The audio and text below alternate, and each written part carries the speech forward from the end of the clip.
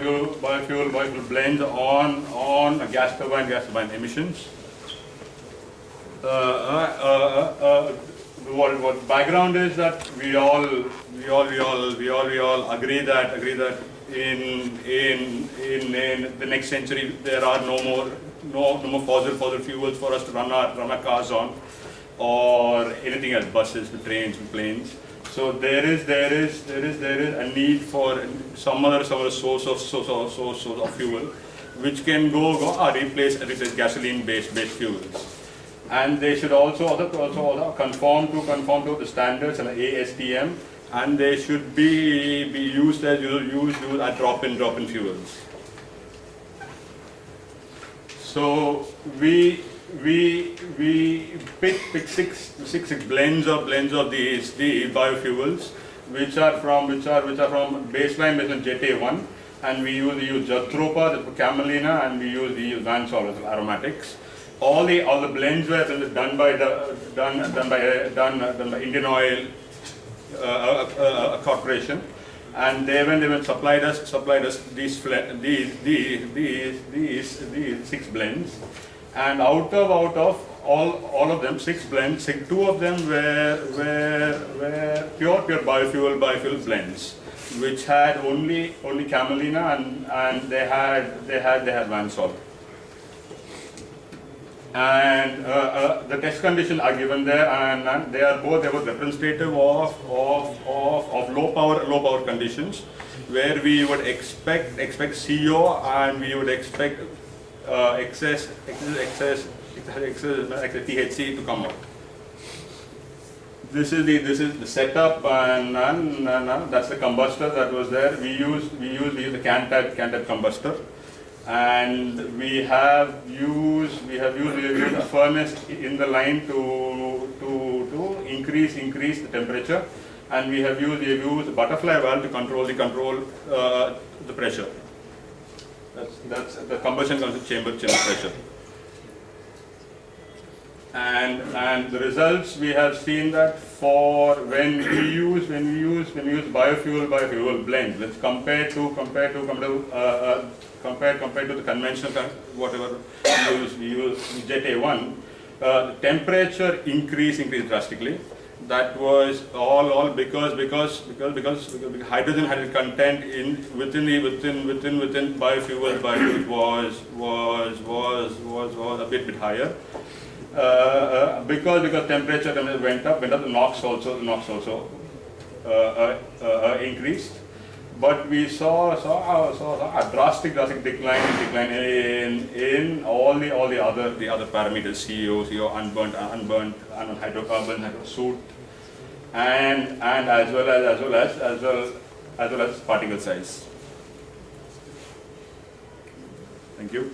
And our conclusion, the T4 is increasing. NOx is up. And everything else is going down, and we would require further study at full power conditions before we can conclude that the blends are actually better than our baseline method JTA1.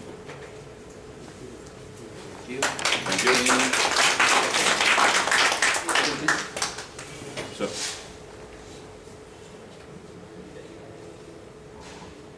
what is the heating value of the blend biodiesel with the jet oil? They are all bit higher than whatever the baseline method JTA1. It's higher. Yes, it is. And that when you actually look at the heating value, it looks small. The difference looks small. But then when you combust it and you look at the temperatures, then you see a substantial difference there.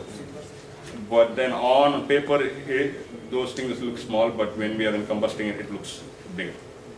But for the gas turbine engine, the NOx emission is very severe. What do you suggest to reduce this NOx?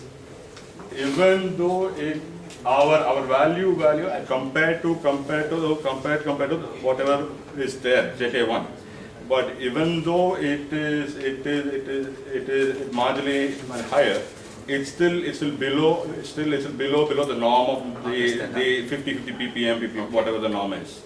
So it's still below that. Okay. So even though it is up marginally higher, but the catch is that if we were to repeat the test, where we keep T4 a constant and we were varying fuel air ratio, so then we would get a better comparison. Okay. Here it's not fair to.